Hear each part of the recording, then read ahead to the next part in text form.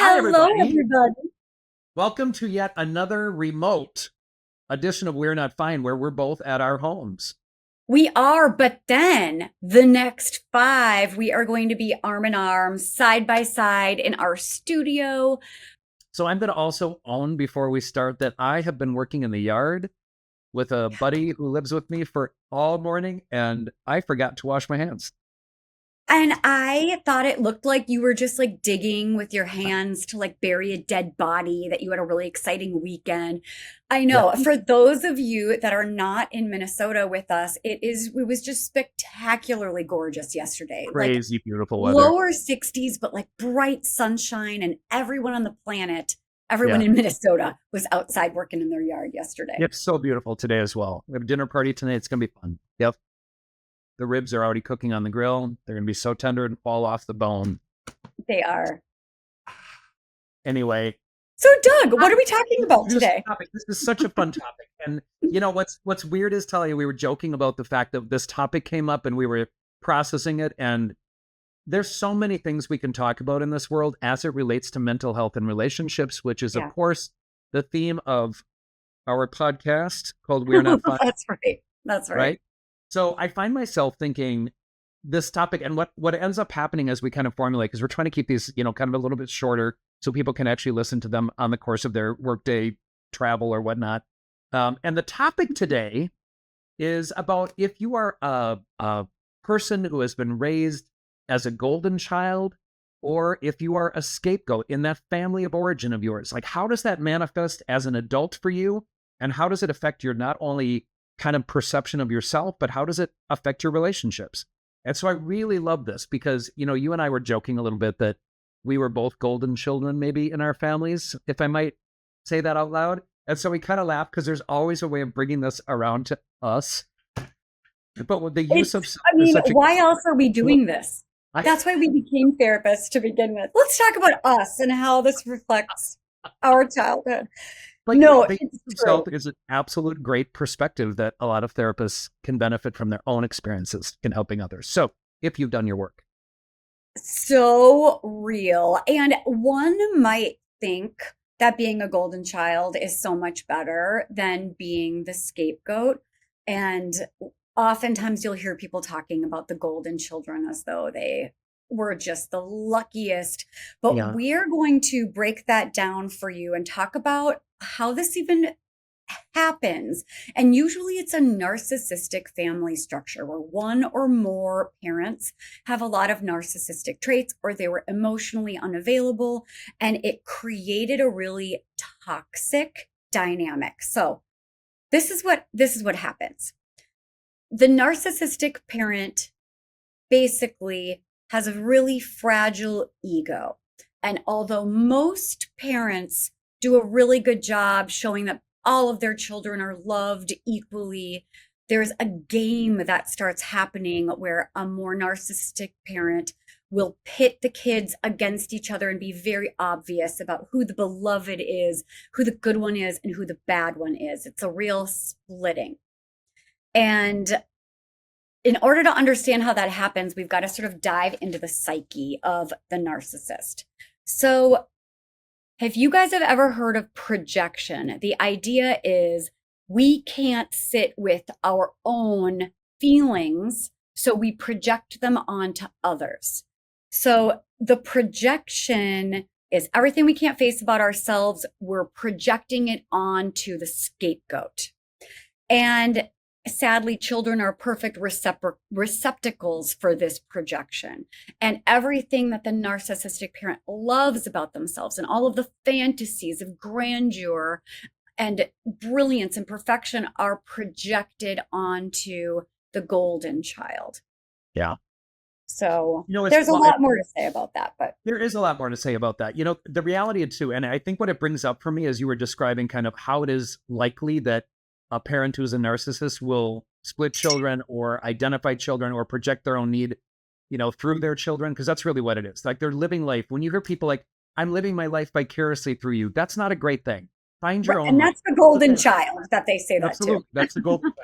I also want to say, like, it brings up the question, like, does the parent, I'm going to say that there are parents who are well-intended and are not narcissistic or personality disordered who also, just by nature, tend to get along more with one child versus the others or the other. Always. So Yeah. it's not just a dysfunctional thing that we do, but I think, the truth is we all, as parents, we're both parents, we both have two kids, we try really to treat them very equally. And I have both a biological and adoptive child.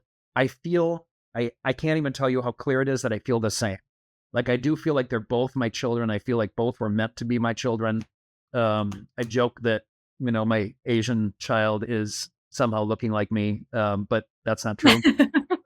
Like, I feel both of them are very much soulfully my kids. So I think there's a part of this. I do feel they're equal, but boy, are my kids different in many ways. They're the same, and then they're probably the same for your boys.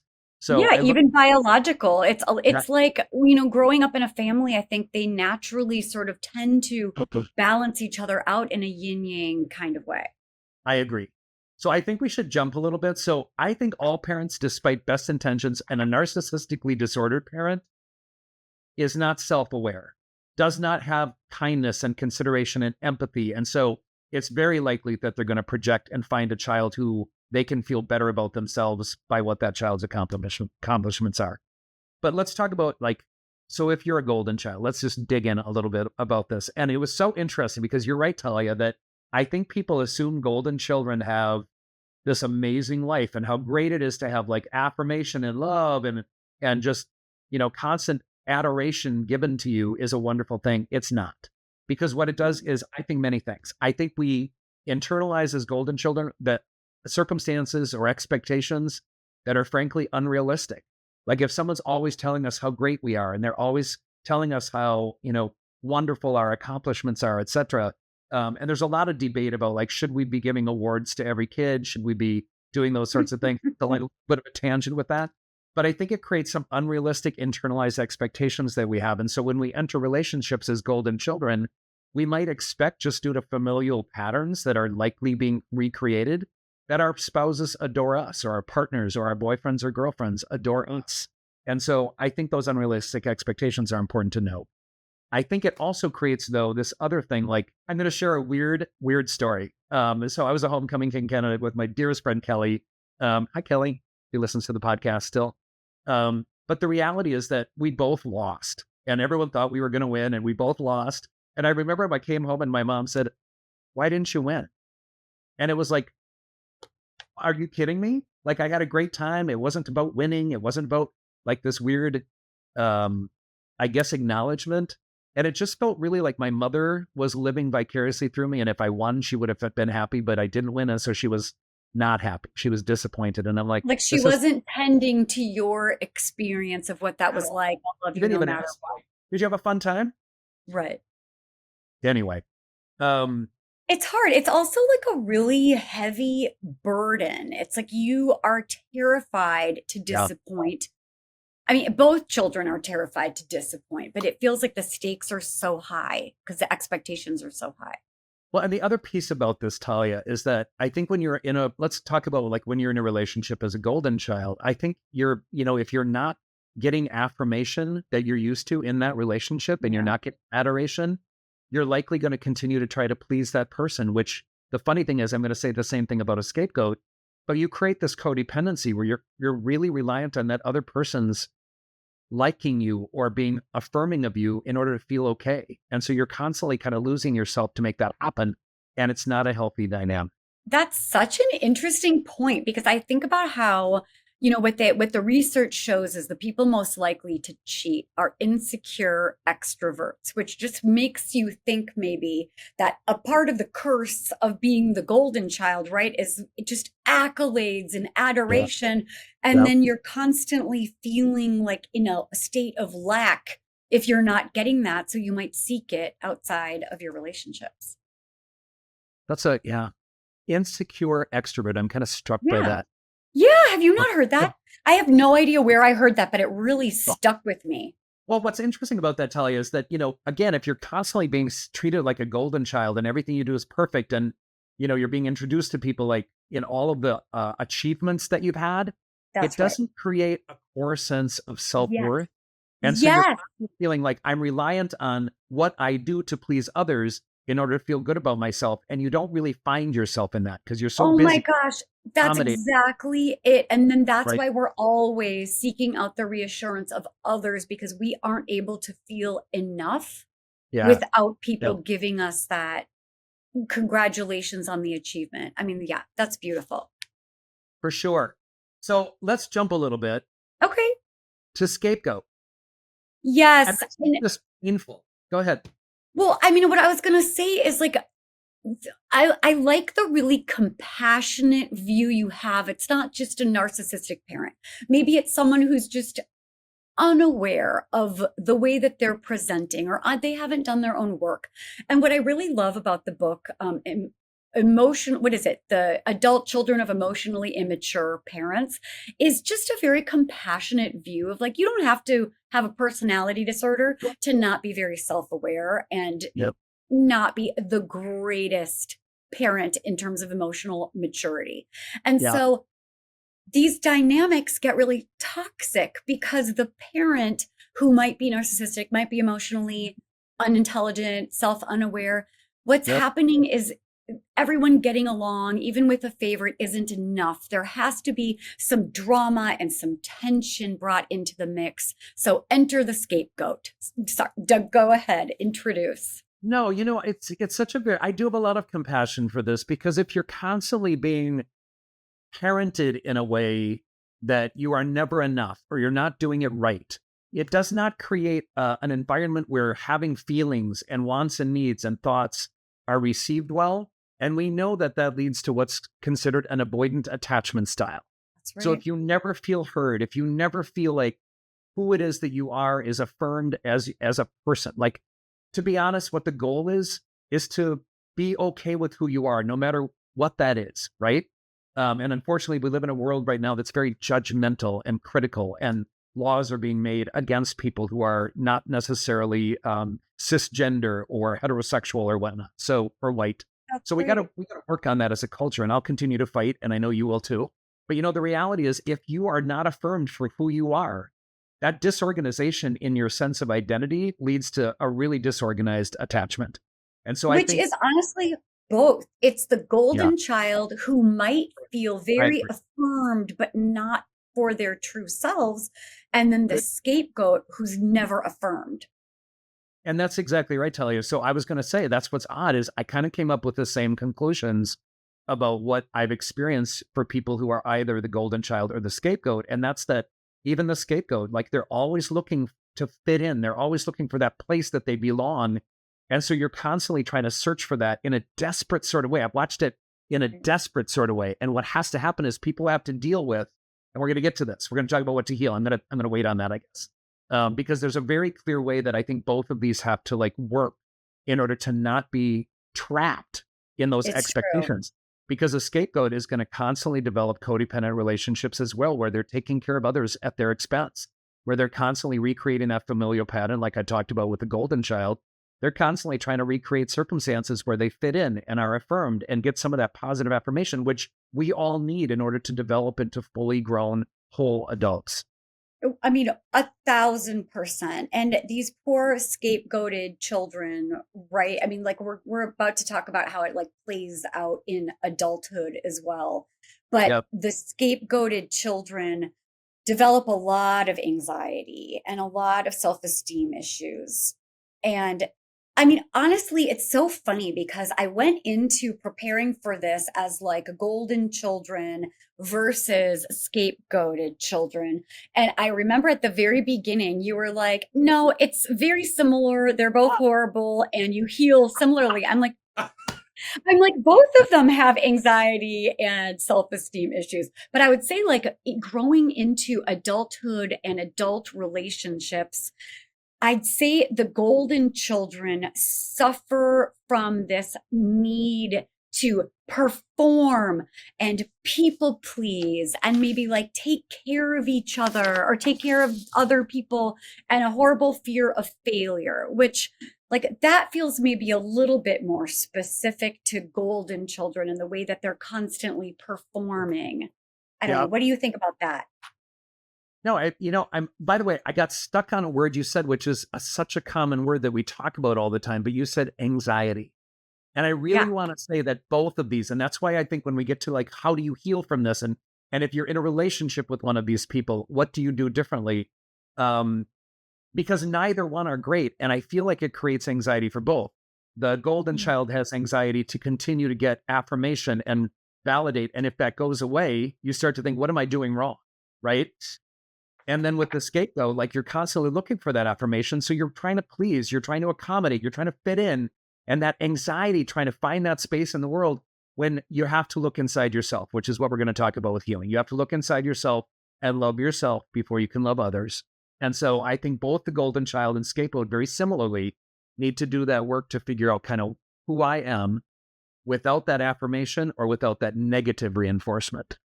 I know. And that's essentially the difference is like if each one is used to being seen by the world in a certain way as golden or scapegoat, then of course we're entering into relationships where we're going to feel very, really comfortable in that same role. So because the scapegoated child was the easy target for all the blame and all the negativity, it won't surprise you that entering into adulthood and adult relationships, they might find themselves in sort of turbulent relationships that their partners are reinforcing this idea that they're always the one to blame and they're always fucking up. And in fact, like, what role does the golden child or the scapegoat play in continuing to reinforce these same patterns, right? It's not like I'm going to sign on for a relationship where my partner is always going to treat me the way that my unhealthiest parent did.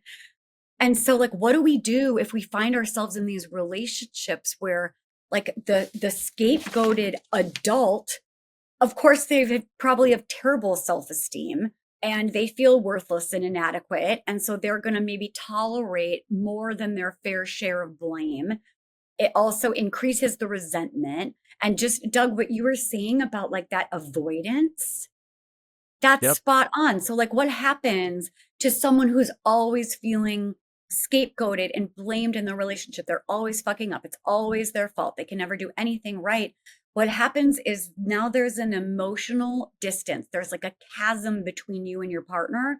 And then you start disengaging and you don't want to have any hard conversations because your voice is never heard. You might not know how to communicate because you're always to blame. So you start avoiding all the hard conversations and it just continues and it's emotionally exhausting for both parties. We're jumping into the healing part and what you need to do differently, because when you talk about how that anxious attachment that you have, and the bottom line for both of these people, whether it's the golden child or scapegoat for me, is that you're Yeah, not affirmed for really who you are. You're not affirmed for the individualized characteristics and circumstances. And there's nobody who's golden all the time, right? So if you're constantly performing and absolutely. constantly performing, like what about the parts of you that don't feel great? We all have insecurities as human beings. We all have things about ourselves that we would want to change. And so I find myself, and I want to jump a little bit. Can we jump into the healing part? Absolutely. Because So, I have so many thoughts about this too. You dive in. so here's what I want to say about it. The bottom line is for me, for both of these characteristics, the work is on really figuring out what your honest self is. I always say that the goal of therapy is to live an honest life. And that means being really honest about who you are. So if you are constantly anxious, and that's what I think both of these people end up doing, they're both anxious to get affirmation and both of them want it. Like we all want to be loved, right? For who we are. And it takes a lot of work to kind of peel off those pieces of that emotional onion and abuse and disregard and false affirmation, because again, not everyone's golden all the time. And if your parent is Nobody is. to you, absolutely, like they're going to be disappointed. They're going to ignore the parts of you that they don't love, right? So you got to be clear on who you are and get in touch with that. But I'll tell you, the biggest word that comes up for me about this is grief. I think you have to Mhm. grieve not having a loving, supportive, stable, adaptive parent who did not project themselves onto you. And you That's have to right. grieve the loss of yourself. Like, I want to say that that's the hardest thing, is that when you have not loved yourself, when you have not stuck up for yourself, when you have not been yourself, I think there's a grieving process that happens that is very, very painful for people. Oh my God, But, Doug, that is so beautiful. And then you never learn how to love yourself compassionately for Right. who you are because that had never been modeled for you. You're hard on yourself, whether you're the golden child or scapegoat, to That's use these two examples. And so the goal is to just be okay with yourself. And when you don't love yourself, and again, I am going to be cliche, you cannot love others it's until true. you love yourself. You just can't. And so I think there's a component of this where both parties in their work with a therapist usually, or you can read and do self-help, but a therapist is probably the better person who understands how these. Agreed. We're a little biased maybe because we are therapists. Do you think that? It's just like if you've never gone to therapy, you can't even begin to imagine how affirming it is to have a compassionate witness whose only agenda is your wellness and to be able to feel safe enough to Yeah. pour Yes. out your innermost worries and vulnerability and maybe the first ever safe place you've ever experienced.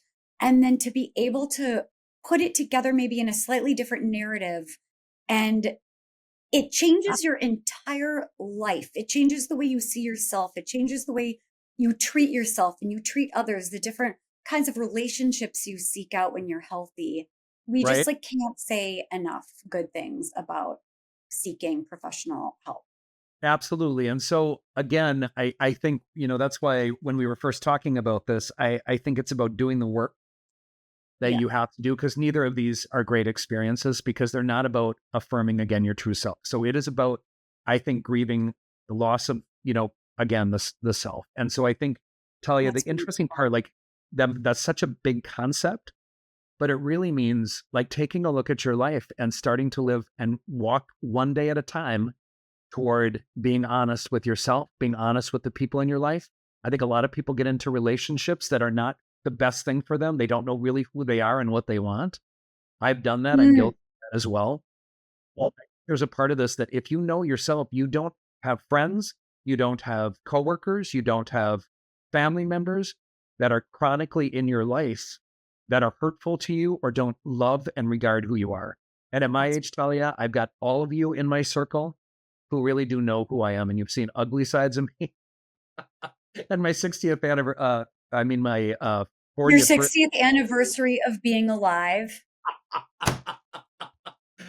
in Italy, somebody at the party said at a dinner that we were having said, "So what's your worst story about Doug?" And I'm like, "Why would you ask that?" It was a roast. It was your It was 60th a roast. birthday The roast. roast. And my sweet dearest friend from fourth grade on said, like when Doug was crying on the phone and had me meeting him in New York, and I thought he was dying, but he was really going through a separation from his partner.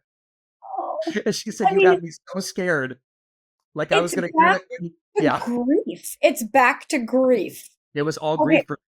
for. I have 500 thoughts that I have to make really I'd quick like to because hear all of them. thank you. I feel so seen and so heard. Okay. A couple of thoughts. And then I want to get into how I see it's like a slightly different journey for each of them in healing. But the first thought is who it was Brene Brown that talks about you will never be able to truly experience belonging if you're trying to fit in, if you're performing and trying to be what you think other people want you to be. Yeah. So I think that I'm just going to drive that point home. The second thing is, and it just occurred to me when you were talking, that it's really difficult to do our own work when we're grieving that we were the victim of some really fucked up family of origin dynamics, right? And so here's where we have to put on our big boy and big girl and big human pants in realizing that our family structure may have set it up for us that we see everything as you're either the victim, the hero, or the perpetrator in these very divided roles. And of Huh. course, if you are the parent who has started all of these dynamics, even if you're not personality disordered, maybe just self unaware, you've set it up so that you are never the perpetrator. You're either the victim or the hero, which starts people off in some narcissistic patterns. But just the idea that in order to do our own work, we have to acknowledge that, yes, we were a victim. We didn't create this for ourselves, but we are adults and now we're fully Right. responsible to figure out how we can own the shadow parts of us. Doug and I have been laughing about that a little bit today, but like the shadow parts of us so that we can be the healthiest versions of ourselves. Yep. So the way that I see the slightly different approach to healing as the, I see, okay, healing as the golden child. I think it has to do with, Doug, I think you already said some of this, but like nobody's perfect. So if you can't accept that failure is inevitable, that you have to learn how to have a growth mindset, a beginner's mindset, and there's nothing wrong with failing and messing up because it means you're pushing yourself out of your comfort zone. It means that you're failing forward. It means you can look at other people and be impressed with people that are trying as the new golden standard of goodness, not achieving. And you were robbed of a chance to be resilient. So now's your chance to learn your bounce back. And congratulations, you've fallen off of your pedestal. No one liked you up there anyway. This is a much better life, much less pressure.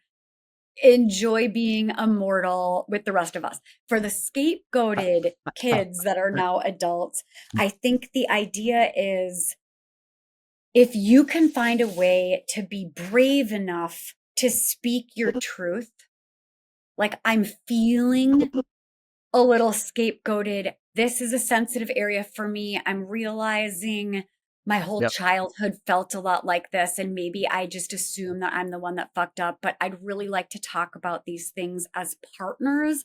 I want to feel like I can own my part. You can own your part. And I'm feeling really exhausted and avoidant by this dynamic. And both of us are to blame the same way that neither one of us are to blame. So let's start conversations going about this. I don't know. What do you think about that? Well, what's really, really important about what you just said, and some of it might mirror what it is that, we've talked about during the course of this, but I want to just say something about that ability to express yourself openly and honestly, which again, I'm going to say is like being that honest, true self of yours, which is what you just said. And so the courage, by the way, the fucking courage that it takes for someone who has been scapegoated all their life or bullied all their life or treated poorly or told that they were not okay, but for being who they were. It is incredibly courageous to step up to the plate and say, you know what, I'm not feeling heard. I'm feeling like I might be taking this personally, but I want to check something out because it didn't feel good.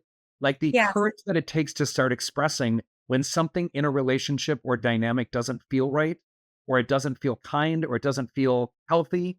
Like to be able to identify that is the work for both of these parties, right? And you have to like have it done your work to own your part. And the word resilient, like you've used every once in a while, you're saying a word that I kind of just want to grab out because the goal is to realize that life is not perfect.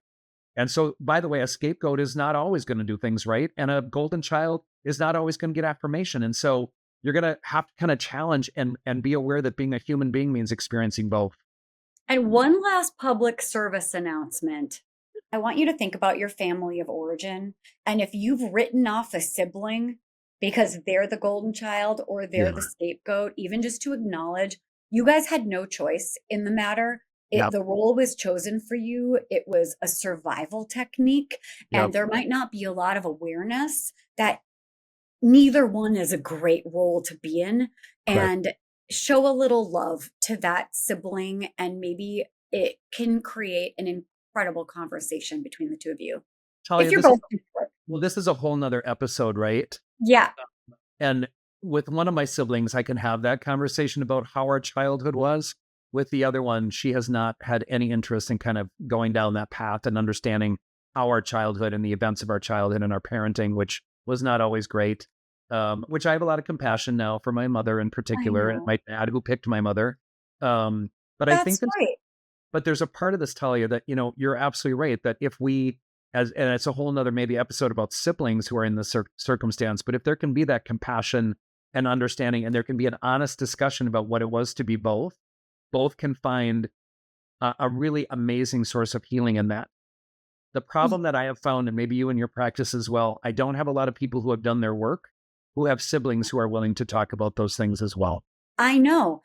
Yes. I mean, that is my experience. It's like not everyone does their work, so you can only have a relationship as healthy as both parties are. Yep. And okay, total tangent, Doug, but I just feel like when you talk about the golden child and the scapegoat, I don't know if this is just like my weird brain, but I can't stop thinking about how it mirrors like racial inequity, Sure. or and maybe like all inequity. And we definitely don't have time to go into this, but even just the idea of like privilege, and that the golden child, the biggest pain point is the golden child never acknowledges their own privilege and lives a life of ignoring the scapegoat because they can't be associated. It's like it's way too big. Paige, I have two things to say. I think that there are people who are golden children. I will own that. I do think I was treated as the golden child Yeah, of the me three too. in my home. And I did take that affirmation and move forward with it in my life. But I also acknowledge my privilege, and I'm very teary about my privilege. I get like, even in Ireland, I was like so grateful to be there, and so grateful that I had the privilege of being able to do that, and and do this work that we do, and buy a harp shirt and do a podcast. I'm incredibly grateful. And I could cry when I talk about my friends who love me so much. Thank you so much. So I think when you acknowledge it, though, like, there's something very humbling about it. I'm just incredibly, Yeah. I make jokes about gratitude as being a too simple of concept I know. sometimes. Live, laugh, love, Yeah, gratitude, and no. abundance. The second thing I want to mention is those two circles over your head look like Mickey Mouse to me. So I just Oh my want God, Mickey Mouse ears. Okay, so that's I want to hilarious. I've conclude never this seen it episode. before.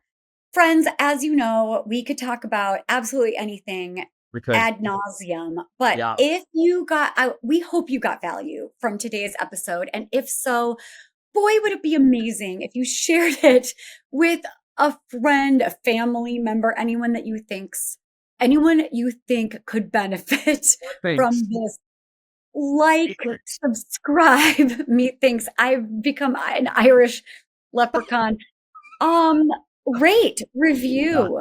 Yep. Doug loves feedback about how he could be a better person.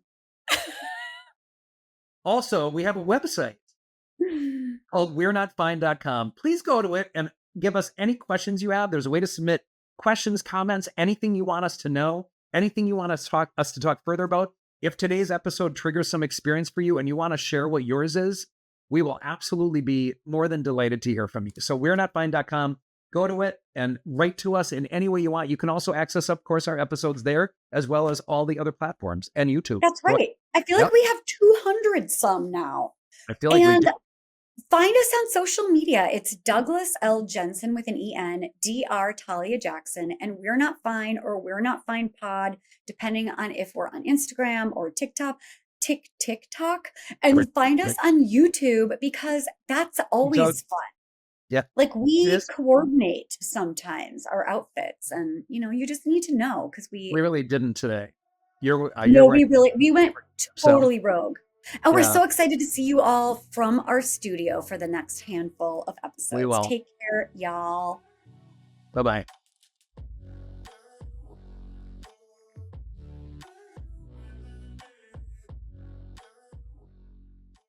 This podcast represents the opinions of our hosts and guests. The content here should not be taken as medical advice and is for informational purposes only. This podcast also does not establish a standard of care, doctor-patient, or client relationship. No guarantee is given regarding the accuracy of any statements or opinions made on the podcast or website, and because each person is so unique, all listeners are encouraged to connect with counseling and medical professionals for assistance with their personal journey. All people, places, and scenarios mentioned in the podcast have been changed to protect the privacy of those involved.